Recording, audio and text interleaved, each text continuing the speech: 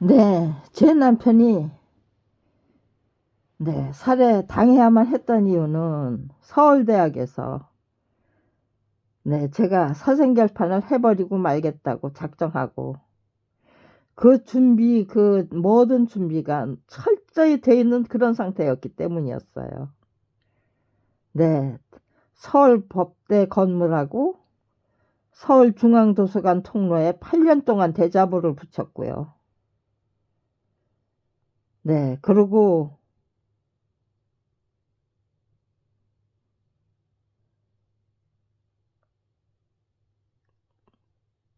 아무튼지 간에 그때네 1960년도에 만화를 500권, 외국 만화 500권, 그 외국 만화 500권 중에서 300권을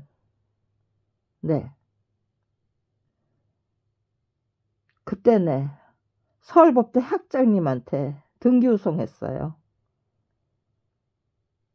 이 책을 판 돈으로 서울대학에 정확하고 명확한 정보를 공유하는 작업에 사용해 주십시오. 서울법대 학생회에는 1960년대 만화 500권이 있습니다. 그 돈을 팔아서 학생들 아르바이트 자리를 찾는 학생들을 가,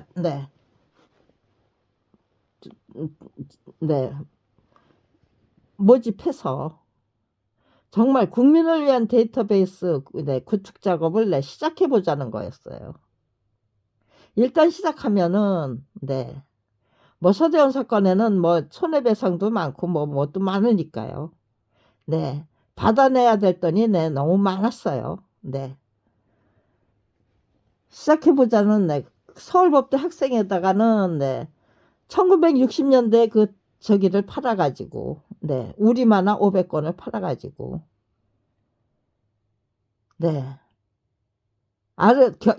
저기 방학 중에 아르바이트 자리를 찾는 그런 학우들을 모집해서 데이터베이스 국민을 위한 데이터베이스부터 한번 구축해 보십시다. 그렇게 작전 제안을 했어요. 공개 제안이죠. 그렇게 제안한 책자를 서울법대 학생에 300권을 갖다 놨어요. 그거 몇 권도 돌리지 못하고 그냥 다 해수해 와야만 했지만 아무튼지간에 저는 우리가 반드시 시작해야 될 그 일들을 시작했던 거예요. 그리고 제가 수집한 정보를 서울 저기 뭐야 학생회관하고 서울대학 본부 거기 우체국하고 학생회관 그 식당 사이에 천막을 하나만 법대 학생들이 쳐줬어요. 거기에다가 제가 수집한 자료를 다 전시를 했어요. 그냥 아마도 한 9월이나 뭐 그때쯤 했던 거를 그 다음에 2월 달까지 그냥 그 천막이 그대로 있었어요. 아무튼 지금 뭐 거기다 대자보도 엄청 많이 갖다가 깔았고요. 일일이 다 도서관 그 통로에다가 붙일 수가 없어서 그냥 마당에다가 검찰개혁 그 관한 대자보를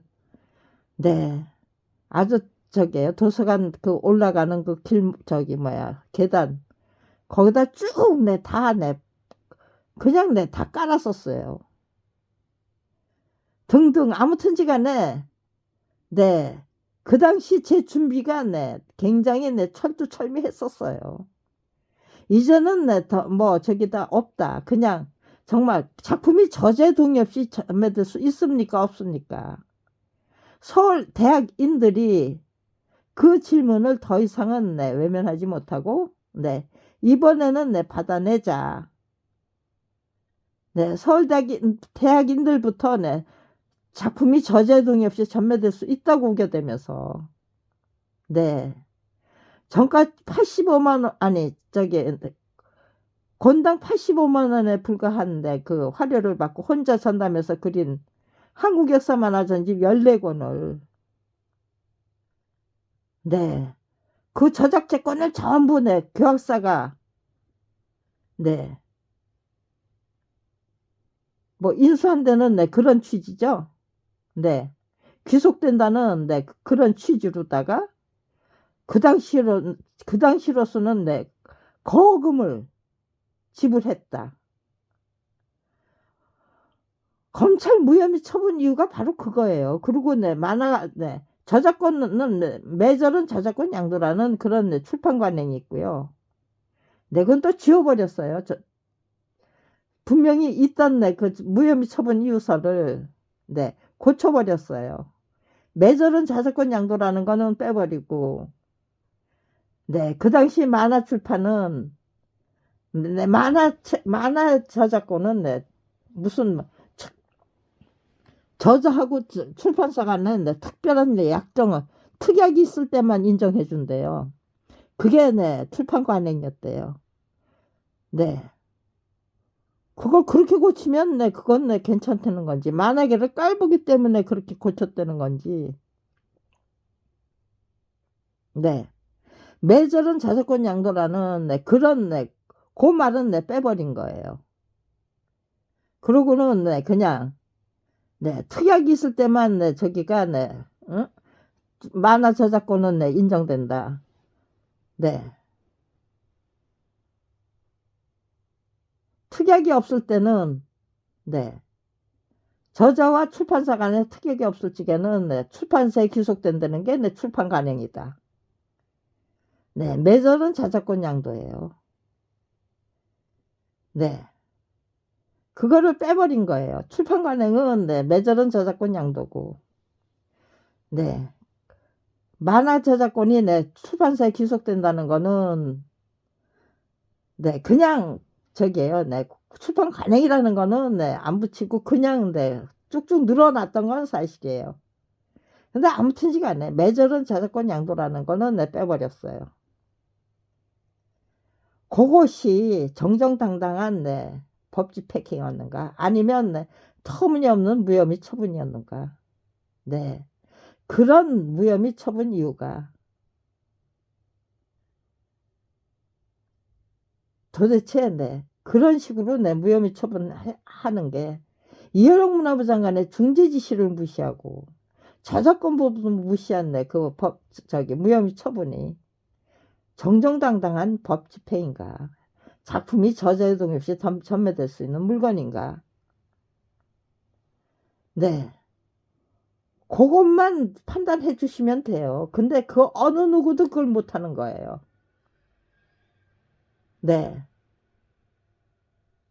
그러니까요. 서울대학에서 학생들부터 서울대학인부터 무슨 뭐 학생의 간부 뭐 이저기가 아니고 정말 밑바닥 저기 뭐 학심이라고 할까요? 밑바닥 인심이 판단력이 자 이것을 이렇게 해결하지 않고 그냥 못된 짓 해가면서 그냥 이렇게 그냥 저희 부가 지쳐서 쓰러질 때까지 뭐 그렇게 해야 되는가?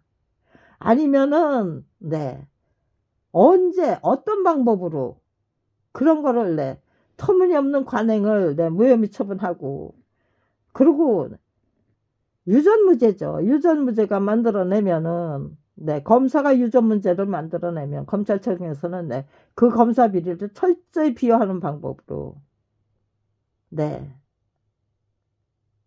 그렇게 온갖 그 범죄 행각을 전부 묻어버리고 덮어버리고 검찰 비리를 사법 비리를 언제까지 방치할 것인가.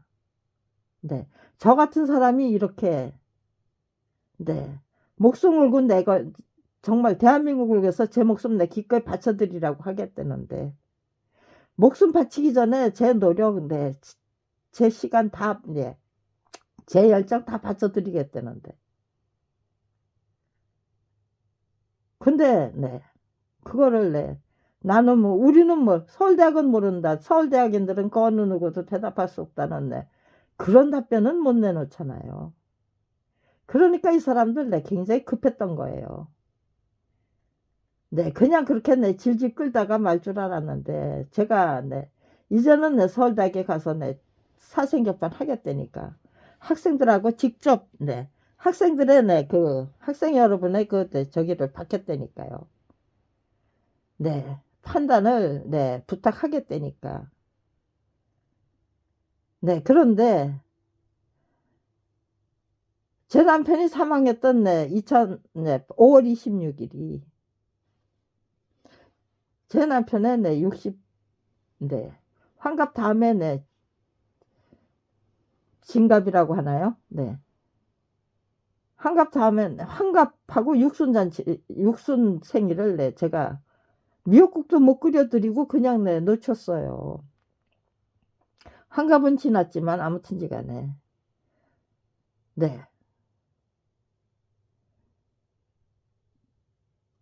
미역국은 내 끓여드리자 하고 없는 돈을 내 톡톡 털어서 내 미역국을 끓여서 드렸어요. 그리고 네 시누이 남편한테 제가 한 푼도 없으니까 내 5만 원만 꺼달라고 내 부탁을 했었어요 처음에.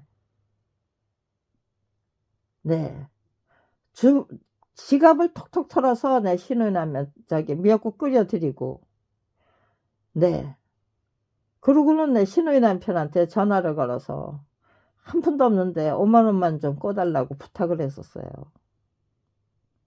네. 제가 끓인 미역국을 마시고, 네, 먹고, 네, 드시고, 그랬는데, 제 딸이, 네, 발달장애를 갖고 있거든요. 네. 2008년도에 나이가 1984년이니까요. 20몇 살이었죠. 네. 그런데, 발달장애예요. 그러니까, 네, 정신연령은, 네, 그냥 5세, 6세, 네, 7세 정도. 네. 근데도 네, 대화는 통했어요.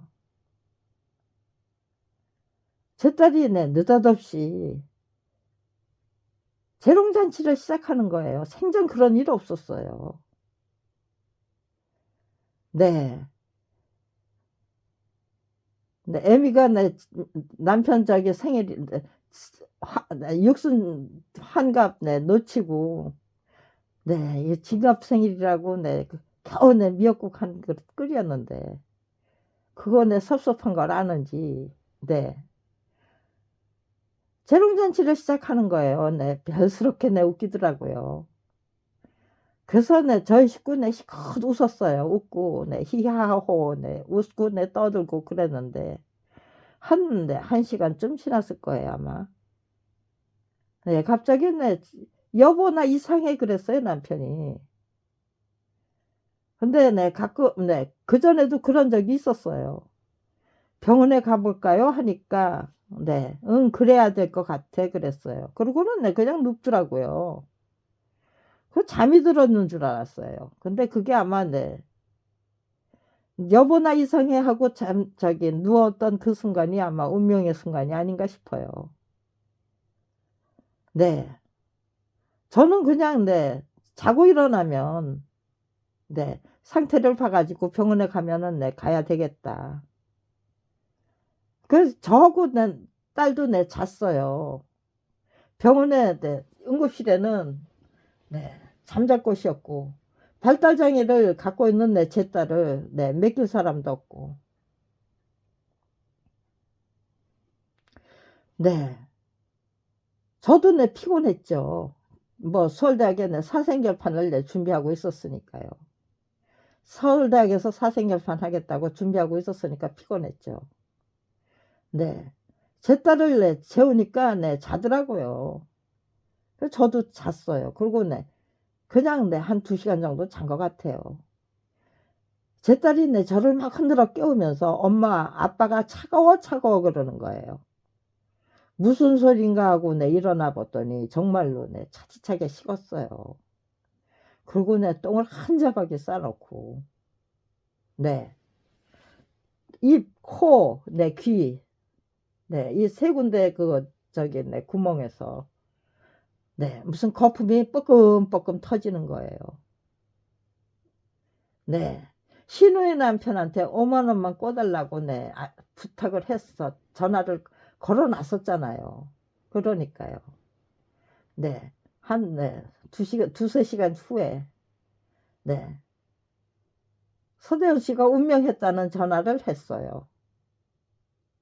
그리고, 네, 도대체 까닭을 알 수 없는 네, 그 전화가, 네, 죽음이 이상해서. 검찰이라면, 네, 그건 뭐, 예, 저한테 무슨, 네, 살인 누명 같은 것도 네, 뒤집어 쓴 사람들 너무 많이 봤기 때문에. 제가, 네, 법조비리 피해자 사례집을 네, 7번이나 만들었거든요. 네. 마지막 7번째는 네, 서울법대 학생하고 같이 만든 거예요. 네. 그렇기 때문에, 네. 미리 제가 네, 경찰서에다가 네, 변사자 신고를 한 거예요. 내 남편이 갑자기 죽었는데, 이렇게 죽었다. 네, 그랬더니 강력계에서 나왔어요. 근데 강력계에서 나오기 전에 시동생한테서 먼저 전화가 왔어요. 네. 경찰서에다가 네, 신고했으니까요. 그러면 네, 부검을 해야 되잖아요. 그 부검을 막기 위해서 신우 남편을 네, 한국 폴리텍 교수예요. 그 당시. 네. 학장까지 역임하고 지금 네, 정년퇴직했죠.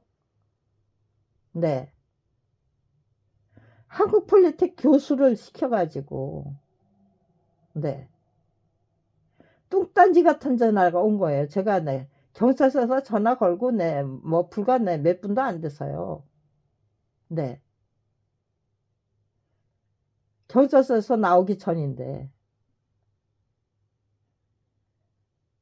부검을 요구하면은 뚱딴지 같은 소리잖아요. 네, 저는 네, 돈 5만 원 꿔달라고 아침에 전화했고 그 다음에 뭐 한 3시간쯤 지나서 네 서두현 씨 사망했습니다 하고 네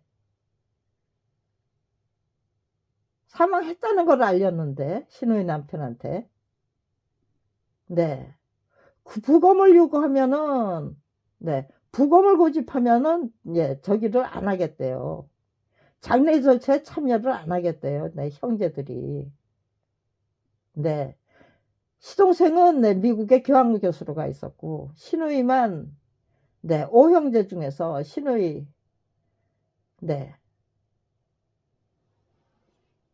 또 막내는 네, 막내 시누이는 네, 미국에 가 있고요. 네. 그러니까 네, 시누이 2명은 네, 참여를 안 하겠다는 건지 뭔지. 네. 부검을 고집하지 않겠다고 약속하면 네, 장례 정차를 네, 자신들이 알아서 하겠다는 네, 그런 연락을 받은 거예요.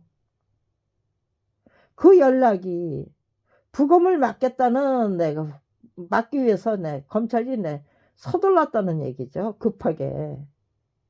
이건 무슨 뭐 전략도 없고 검찰이 그거 저기잖아요. 누가 다른 사람이 죽였다면은요.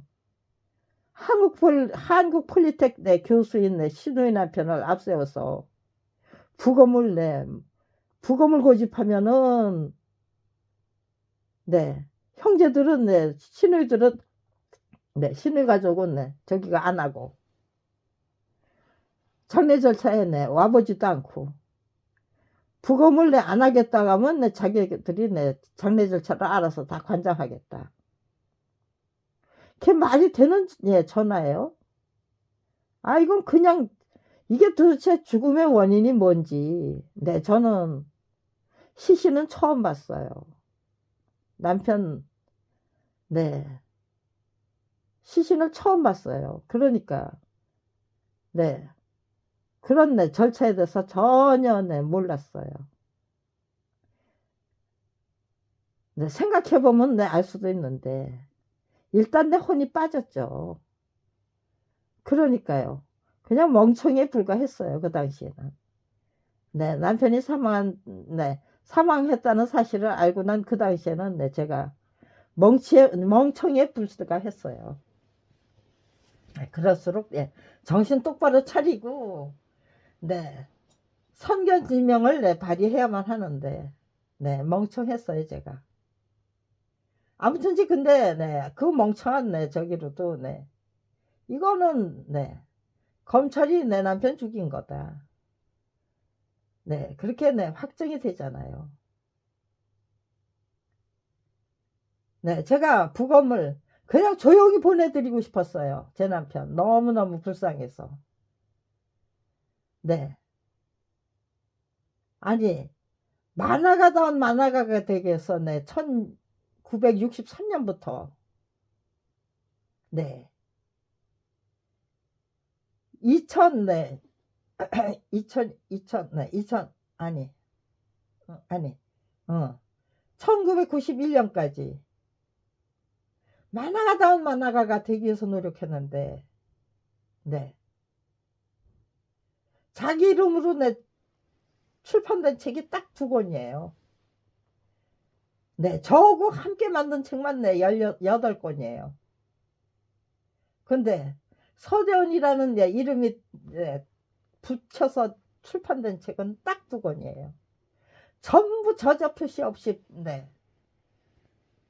출판하는 게 그 출판사에 그것도 관행이에요. 습관이에요. 아주 불법적인 습관이죠. 고질적인 습관이고 남의 작품 팔아먹는 거 예사로 알고 무명 작가는 의뢰의 그냥 유명 작가 이름 붙여서 판매하는 게 출판사의 의례적인 정상적인 영업으로 알고 그런 사람들이 출판계를 저기죠. 출판계에서 판을 치는 거죠. 12,000개의 출판사가 있는데 폐업하는 출판사가 2,000개 매년 창업하는 출판사가 2,000개라면요. 그건 뜨내기가 뜨내기처럼 들고 나는 출판업계 아니에요. 그거를 정상적인 출판업계로 만들기 위한 노력이 없다면은요. 그냥 무법천지가 되고 불법천지가 되는 거죠. 그 출판 문화 속에서 무명 작가들은 더군다나 무명 만화가들은 어떻게 자리를 잡습니까? 무명 만화가들은 만화가 없었어요. 만화를 정식대로 배우기 위한 교과서도 참고서도 없었어요. 미대생들이 배우는 것만 가지고는 부족하잖아요. 그러니까요. 또 만화는 만화대로의 기법이라는 게 있잖아요. 그런데 그런 거 전혀 없는데 이거는 무슨 화려 착지 그 다음에 작품 착지 갈치 그거 맨날 당해야 된다면 이렇게 커다란 사건 한 개가 필요하더라고요. 이 사건이 저희 부부가 만화가 저기 신설되는데 한몫 단단히 한 거죠. 제가 감당해야 될 역할 아주 착실하게 성실하게 감당했어요. 제가 감당할 수 있는 역할 다 감당했어요. 그러면서 만화가가 똑바로 서는 걸 보면서 거기에는 제가 감당해야 될 역할이 결코 시시하지도 않고 미미하지도 않더라고요. 대단한 역할을 할 수가 있더라고요. 만화계를 위해서 이렇게 기여할 수 있는 위치에 있다면 법조 일을 위해서도 더더욱 열심히 노력해서 1996년도에 공주대학에 만화과 신설될 때 제가 한몫 단단히 했어요. 제가 기여를 했어요. 공헌을 하고 그러면서 만화가들이 세계적으로 도약하는 걸 보니까요.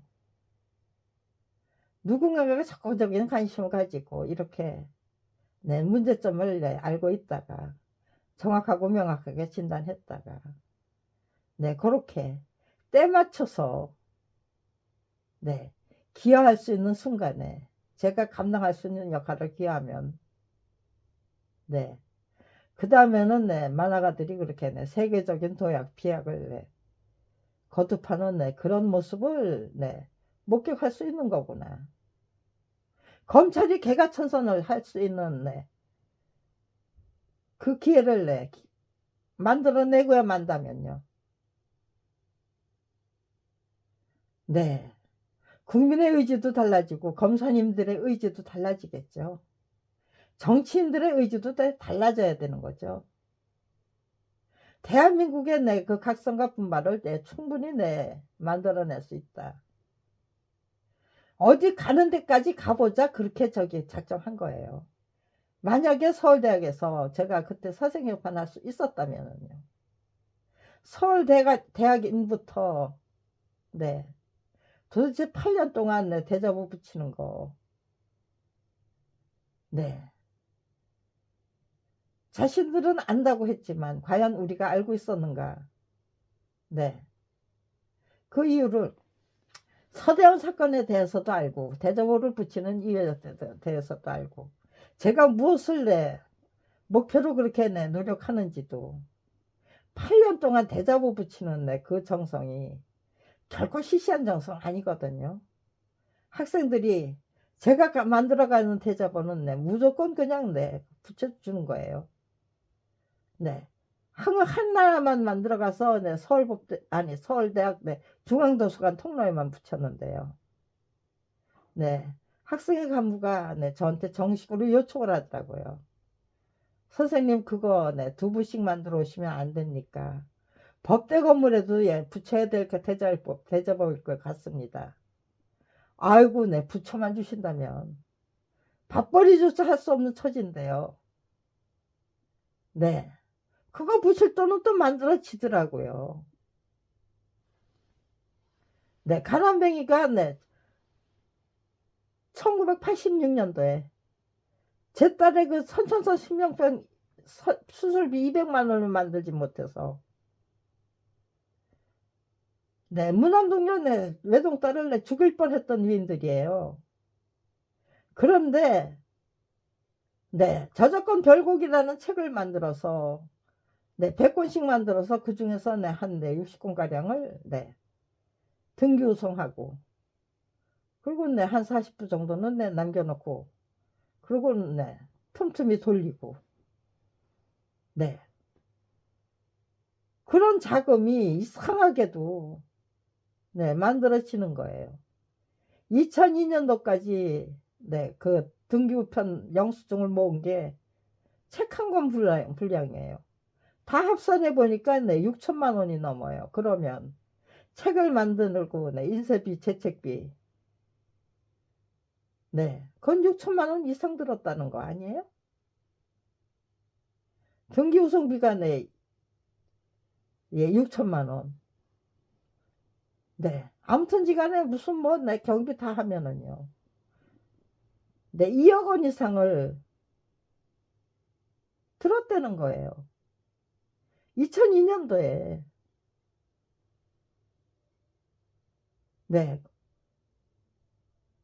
그랬는데 또 우리 만화 50권이 나오고 1960년도에 외국 만화 50권이 아니고 500권이 그거 판매하는데 우리 만화가 저게요.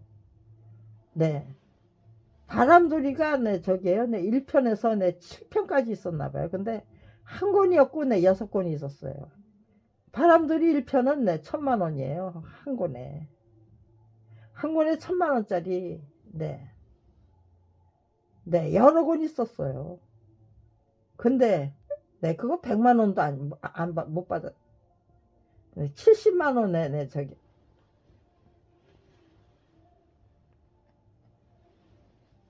검찰이 그렇게 제값 받고 못 팔게 하니까요.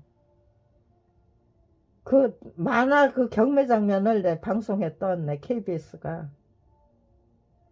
그런 거 한 일 없다고 그런 그때는 네, 그거 때 DJ 예, 클럽이라는 데서 KBS2, 네, 그 당시엔 2였어요. 네, KBS1에서 네, VJ, 네, 특공대를 하고, 네, KBS2에서 네, VJ 클럽을 하고, VJ 클럽에서 네, 그 만화 경매가 네, 1,000만 원짜리도 있고, 네, 보통 네, 2, 300만 원. 1960년대 만화가. 그런 게 500권이 있다고 그러면요. 천문학적인 숫자잖아요. 근데 그거 제가 못 받았어요. 근데 그거를 가지고 있으면, 네, 어떤 도둑놈이 와서 네, 그거 훔쳐가느라고, 네, 우리 가족을 네, 못살했다는 네, 그런 스토리도 만들어질 것 같아서. 그런 줄거리도 생각하니까요. 네, 훔쳐가겠다면 훔쳐가고, 네, 헐값으로 네, 전부 네, 또 네, 그것도 네, 갈취하겠다면 갈취, 네, 당해드리자예요. 네. 그거 판돈으로 네, 저기에요. 서울대학에서 그 사생결판을 준비했던 거예요. 네. 법대 학장님, 네, 그 책을 네, 받았는데, 저한테 안 돌려주셨어요. 그리고 네, 버렸대요. 서울대학에 반드시 우리가 알아야 될, 네, 대한민국이 네, 반드시 알아야, 국민들이. 정말 국가다운 국가를 위해서, 만들기 위해서 반드시 알아야 될 네, 정보가 없을까요? 그런 정보부터, 네, 공유를 해야죠. 그러니까요. 일단 그런 것부터 정리해서 공유를 하는, 네. 올바른 네, 정보를 시사종합해서 정말로 네, 너무 네, 머리 안 아프게 네, 왜 그렇게 네, 불법적인 관행, 법과 제도가 네, 누더기에 불과한 네, 법과 제도, 거기다가 네, 전부 네, 불법적인 관행, 검찰은 네, 법을 그냥 유명무실 있으나마나 법으로 만들어서 법을 네, 법에 구실을 못하는, 그저 국민을 착취하게 한, 탄압하게 한 법과 제도는 내 기승을 부리는데, 국민의 권리를 보호하기 위한 네, 그런 법, 인권을 보장하기 위한 법은 네, 있으나마나한 네, 유명무실한 법이 됐다면은요. 그런 문제점을 정확하고 명확하게 네, 거국적인 차원에서 네, 진단해서 공유를 해야죠. 무엇을 향해서 우리가 네, 돌진을 해야 정말 위대한 대한민국의 국민들이 되고, 위대한 대한민국의 국민들이 만들어내는 나라는 네, 위대한 대한민국이죠. 그래서 제가 일찌감치 목표를 위대한 대한민국으로 네, 정해버린 거예요. 네. 제 법률 투쟁의 목표는 네, 위대한 대한민국에 초석을 깔아버리는, 네, 깔아드리기 위한, 네, 제 목숨 걸고, 제가 가진 거 모든 거 다 바쳐서, 네, 다 바쳐서, 네, 지금 여기까지 온 거예요. 드디어, 네. 그런데, 네.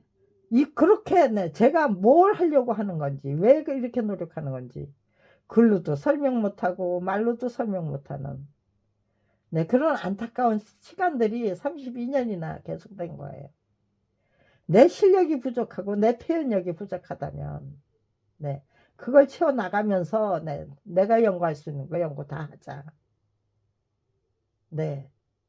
그야말로 대한민국에서 내 한평생을 다 바쳐야 된다면, 그리고 나서 내 생명을 바쳐드려야 된다면 그것도 나쁘지 않죠. 네. 그런데 서울대학에서 2008년 5월 26일 날 서울대학에서 제가 신우이 남편이 5만 원을 송금해 주시는 대로 그 돈 찾아가지고 서울대학에 가서 사생결판을 하려고 했는데 그렇게 죽인 거예요. 살해를 한 거예요. 그런데 네, 저기를 안 하겠다고 네, 부검을 내 고집하지 않겠다고 그냥 나 편안하게 보내드리고 싶다고 그렇게 했는데 네, 시체 검안서를 만들어야 되잖아요. 네, 시체 검안서를 만들어야만 장례를 치를 수 있다는 걸 네, 그것도 생각 못하는 바보였어 제가. 네, 저를 따돌리고 네, 시누이 남편이 맡아가지고 저희가 네, 어디서 살고 있는지도 몰랐고 네, 네. 그런데 하필이면 내 폐부종으로 죽은 걸로 사망 원인을 조작했는데 폐부종으로 조작을 한 거예요. 폐부종은 그렇게 내 집에서 하하 히히호호 내 웃고 떠들다가 죽을 수 있는 병이 아니에요. 허파가 내 딱딱하게 내 굳어가기 때문에 네 인공호흡기 달고 네 중환자실에서 네 돌아가셔야 돼요. 그런데 그런 병으로 네 사망 원인을 조작해 놓은 거예요. 네, 김광석 씨의 부인 네 서혜순 씨, 딸 네 서연양인가요?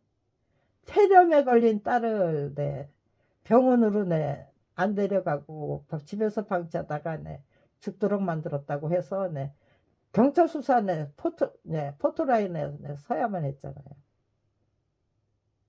똑같죠. 제가 만약에 네 폐부종에 걸린 저기 남편을 병원으로 모시지 않고 네 집에서 그냥 그렇게 네 죽도록 만들었다면요. 검찰에서는 내 저를 내 당장에 내 불러다가 내 수사를 했겠죠. 네, 저를 처치하는 방법으로 내 그거보다 더 좋은 방법이 어디 있어요. 제가 정말로 제 남편이 그렇게 죽었다면은요. 검찰이 그 좋은 기회를 내 놓치고 말았겠어요. 아니면은 네, 그냥 내 다 잡아서 그냥 내 저를 내 감옥으로 보내고 말았겠어요. 하필이면 폐부종으로 조작을 해가지고 신우이 남편도 네 그게 네, 내가 한 짓 아니다라고 네, 말 못하는 거예요. 그럼 누가 했느냐? 그러니까요. 신우의 남편을 불러서 네, 도대체 네, 폐부작이라는 거 왜 폐부적으로 조작했느냐? 네, 왜 네, 부검을 하면은 네, 장례 절차에 네, 참석 안 하고 부검을 내가 고집하지 않겠다고 약속하면 네, 장례 절차를 자기들이 알아서 관장하겠다는 네, 그 전화가 도대체 누가 네, 어떤 소리를 듣고 네, 저한테 그런 전화를 걸었는가? 네, 그 두 가지만 판단하면 돼요. 시체 검안서가 네, 전부 조작해 놨어요. 날짜도 조작해 놨어요. 네. 그게 네, 독살이었기 때문에 네, 거품이 뻑뻑 저기에 네, 네, 시커멓게 변했겠죠. 하루 만에. 그러니까 뭐 화장하고 뭐 어쩌고 저쩌고 네. 저게요. 네.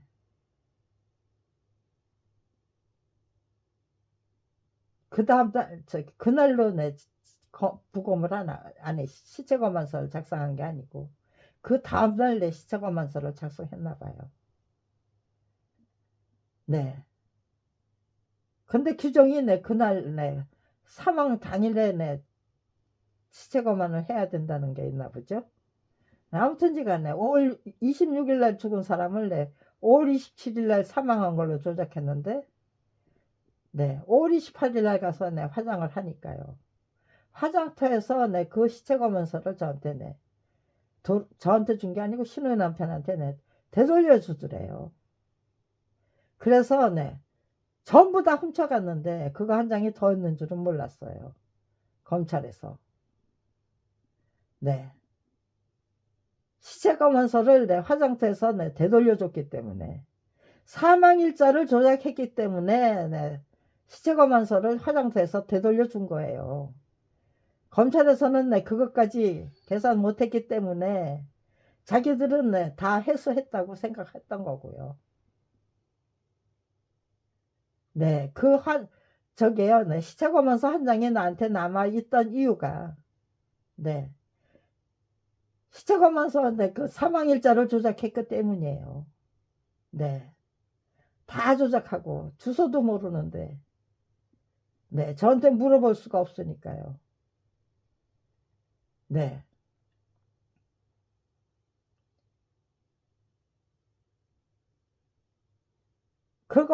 네. 그런데 네, 이런 저기를, 네, 제 남편이 사망했던 네, 2008년 5월 26일 서울 광장에서, 시청 앞 네, 서울 광장에서는 그때 광우병 파당이 만들어낸 네, 촛불 시위가 한창이었어요. 네. 서울법대 학생회도 그렇고 서울대학 내 총학생회도 그렇고 네. 제 남편이 네, 사망했다는 거에 대해서는 네. 그다음에 네, 저를 네, 5월 26일까지만 해도 네, 제가 네, 사생결판을 네, 저기 네, 준비할 수 있었는데 네, 결심할 수 있었는데 남편의 장례를 치르고 네, 딱 찾아가니까요. 네, 분위기가 싸늘하게 네, 식었어요. 네. 그 어느 누구에도 네, 말도 붙일 수가 없었어요.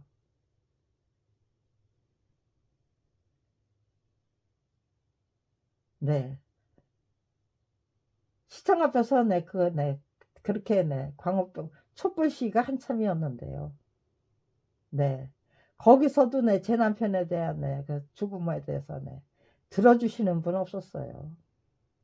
작품이 저자의 동의 없이 전매될 수 있는 물건입니까? 라는 네, 그 질문에도 네, 그 어느 누구도 네, 답해주는 사람 없고요. 그냥 네, 딴청만 하는 거예요. 네. 그럴 수밖에 없는 환경이에요. 네. 아는 척 했다가는 네, 그 사람부터 정을 맞아야 되잖아요. 네, 딱 지켜 나가야 되잖아요.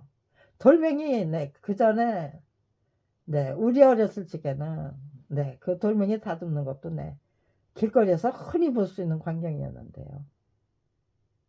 네, 정을 맞는다고 그래요. 그거 네, 콕콕콕콕 찍어내면서 그거를 네, 판판하게 만드는 거예요. 네, 찍혀 나가요. 네. 조국 법무부 장관, 네. 조국 사태가 일어나기 전에는, 네.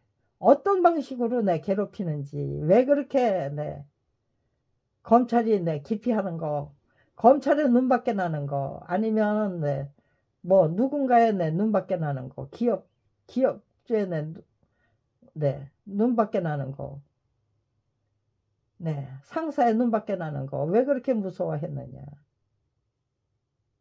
네, 찍혀나가기 때문이죠.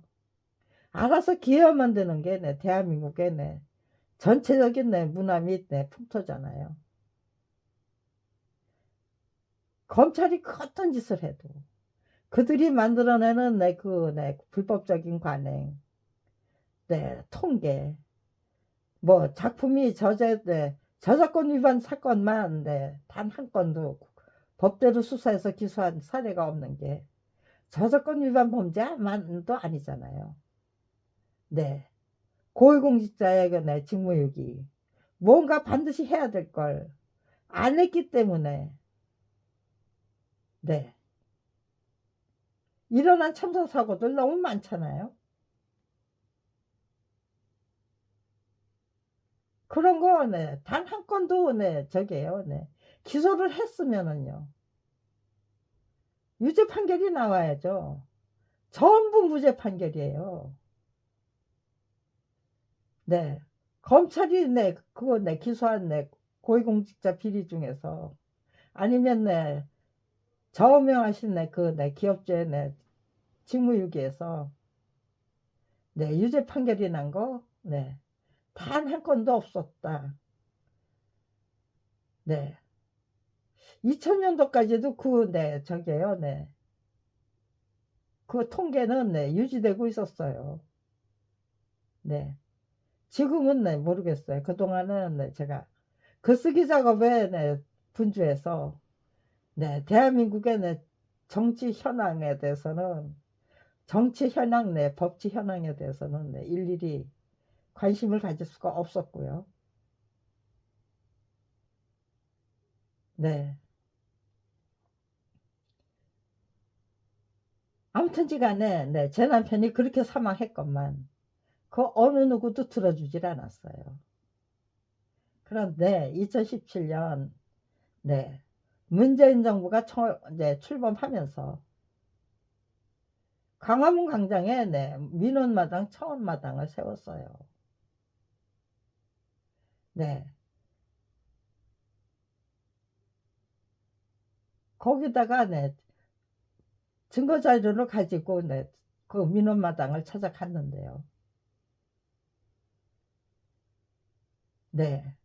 그 어느 누구도 들어주지 않겠다는 얘기를 거기에 파견된 도대체 저게요.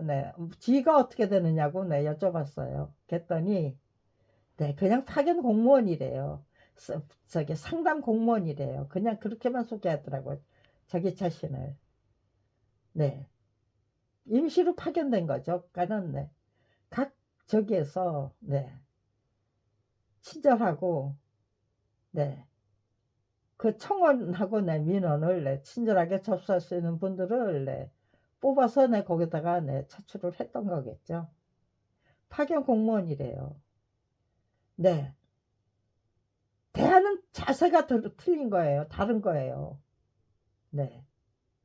저를 대하는 자세가 그전에는 냉담하고 싸늘하고 그런 것만 경험하다가 친절하게 경청해 주시겠다는 그 친절한 자세를 만나게 되니까 1991년도에 검찰비리 피해자로 전락했는데 학생들은 그래도 저한테 친절했지만 일반 공무원이나 저기는 일단은 찍혀나갈까봐 겁부터 나니까요. 저를 대하는 태도가 그럴 수밖에 없었던 거죠. 근데 여기서는 그 친절하게 접수하라는 명령을 받고 하는 거니까요. 친절하신 분들이 더더욱 친절하기 위해서 애를 썼다면은요. 저는 감격하는 거죠. 너무 감격스러워서 설명이 제대로 안 나오는 거예요. 그래서 그렇게 말했어요. 너무 감격스러워서 지금 제가 말이 안 나옵니다. 그랬더니 제가 제출한 서류를 보면서 질문을 해 주시더라고요. 근데 제가 하고 싶어 하는 말이 뭔지를 딱딱 알아채고 제가 하고 싶은 말을 다 할 수 있는 그 질문으로 제가 하고 싶었던 말을 다 이끌어내 주시는 거예요. 그러니까요. 이 양반들 대한민국의 공무원들도 이렇게 유능한데 벌써 일반 지식이 없었잖아요. 생전 처음 보는 서류를 보고 그렇게 핵심을 똑똑똑똑 설명하도록 질문을 해주시니 대한민국의 공무원들 너무너무 유능하다는 거. 친절히 국시가 되면 얼마든지 정말 국민을 위해 봉사할 수 있는 공직사 상이 이미 정립이 돼 있다. 그런 것도 확인할 수 있었어요. 그러니까요.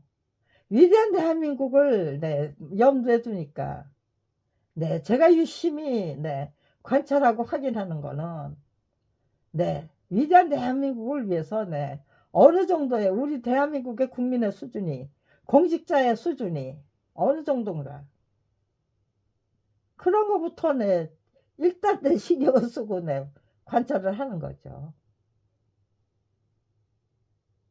우리 국민의 그 바람이 바뀔 때 그냥 찍혀 나갈까봐 무서워서 아무 눈 감고 귀 막고 입 다물고 살겠다는 우리 국민의 그게 현명한 서세술 아니잖아요. 그럼에도 불구하고 조국 법무장관 가족처럼 아주 가족이 온 가족이 멍석말이 당하고 무슨 120만 건의 언론 보도가 터무니없는 보도가 기사 폭탄이잖아요. 그 다음에 69회 그 압수수색 그거는 수사 폭탄이잖아요. 그렇게 그거 하나하나 얼마나 아픈 상처고 견디기 힘든 모멸이에요. 그런 거를 당할 수가 없기 때문에 저는 그런 것이 컸대 32년을 한결같이 그런 정말로 모멸스럽고 정말로 저기죠. 참 억울하기 짝이 없는 대접만 32년을 받고 있는 거예요. 저에게 그렇게 저를 박대하고 경멸하고 아니면은 가지고 놀고 그런 사람들이 잘못일까요? 아니면은요. 터무니없는 이 법치, 정치, 이것들이 만들어내는 알아서 기어야만 하는 그 문화 풍토, 그것이 원흉입니까? 아니면 저를 괴롭히는 사람이 주범이고 원흉입니까?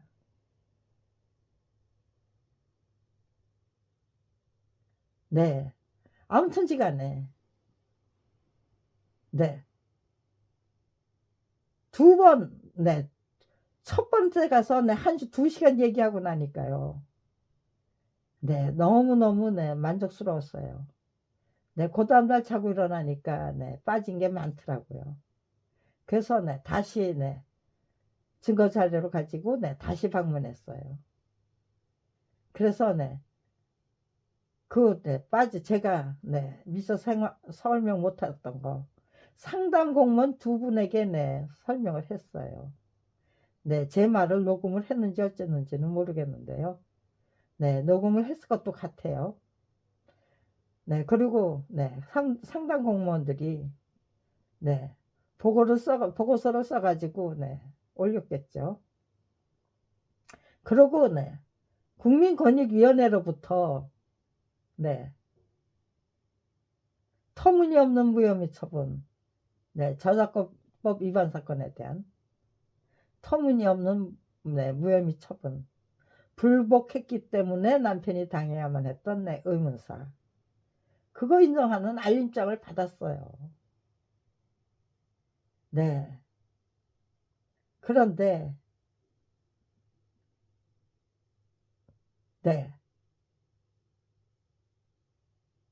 조광수 검사의 무혐의 처분 이유서는 범죄자의 계약사 사장의 그 터무니없는 진술만 인용한 거예요.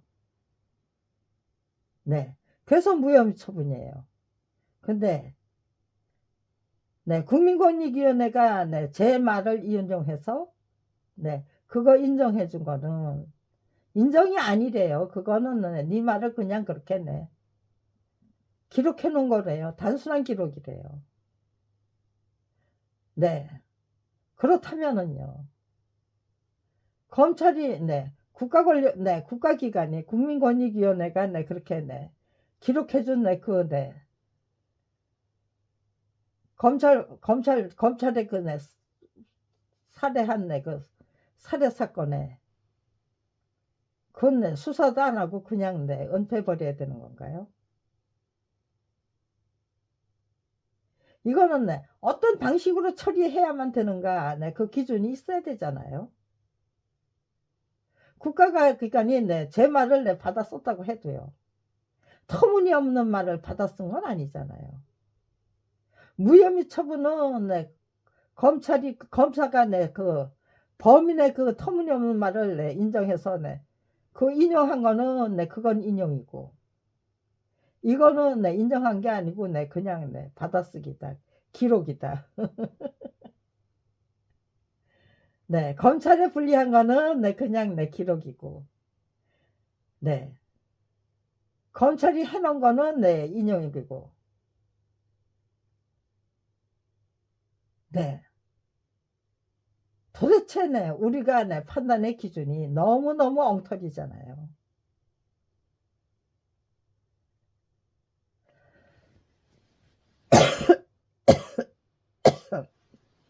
네, 아무튼지 간에. 네. 제 남편의 그 네, 죽음에 대해서는, 네. 문재인 정부가 광화문 광장에, 네, 그거, 청원 만나 민원 마당을 네, 설립했기 때문에, 운영했기 때문에, 네. 제가 네, 2시간씩 네, 4시간 설명해가지고, 네, 인정받을 수 있었어요.